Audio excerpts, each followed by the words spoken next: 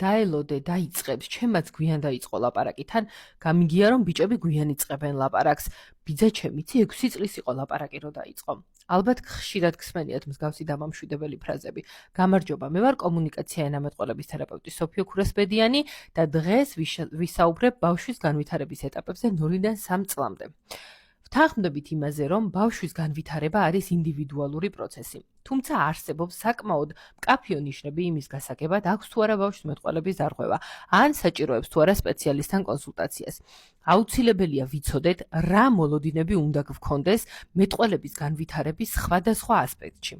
1-დან 4 თვემდე პერიოდი გახლავთ ბავშვის განვითარების ისეთი პერიოდი, როდესაც ის ჩვენთან ღუღუნით და ტირილით ამყარებს კომუნიკაციას. 4-დან 8 თვის ასაკში კი იწყებს ტიტინს, თითქოს გვესაუბრება.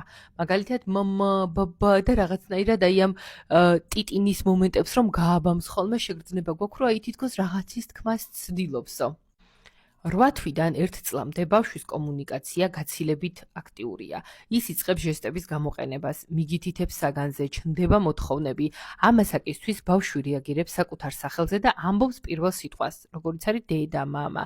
12-18 თვიდან კი ჩნდება მნიშვნელობის მქონე პირველი სიტყვები. ბავშვი იყენებს დაახლოებით 8 სიტყვას, რომელიც ხვებისთვისაც გასაგებია.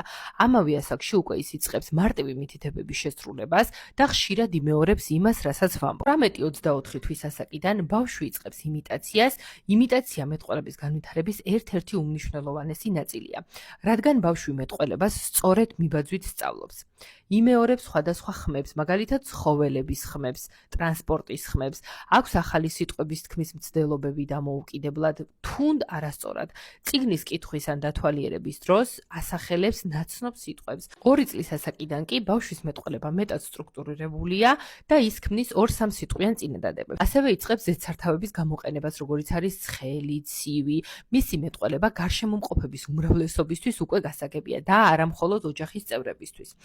ასევე საკუთარი სურვილის, ემოციის ან მოთხოვნის გამოსახატად იყენებს როგორც სიტყვებს, ასევე ჟესტებსა და მიმიკებს. უსმენს ზღაპრებს და შეუძლია წინასწარ თქვას, რა მოხდება შემდეგ, თუ კი ეს ზღაპარი მისთვის ნაცნობია. ასევე ცდილობს დიალოგში ჩართვას. ამ ვიდეოს ექნება აუცილებლად გაგრძელება და მეორე ნაწილში ნახავთ უკვე 3-დან 6 წლამდე ბავშვის მეტყველების განვითარების ეტაპებს, ხოლო მესამე ნაწილში განვიხილავ, როდის უნდა მივმართოთ სპეციალისტს და როდის შეგვიძლია დაველოდოთ, ხოლო ბოლო მეოთხე ნაწილში გაგიზიარებთ პრაქტიკულ რჩევებს, რომლებიც ბავშვის მეტყველების განვითარებისთვის იქნება ხელშემწყობი. გააზიარეთ ვიდეო, დამიწერეთ კომენტარი და ვეცდები სხვა ნაწილები ძალიან მალე ავტვირთო. მადლობა დროებით!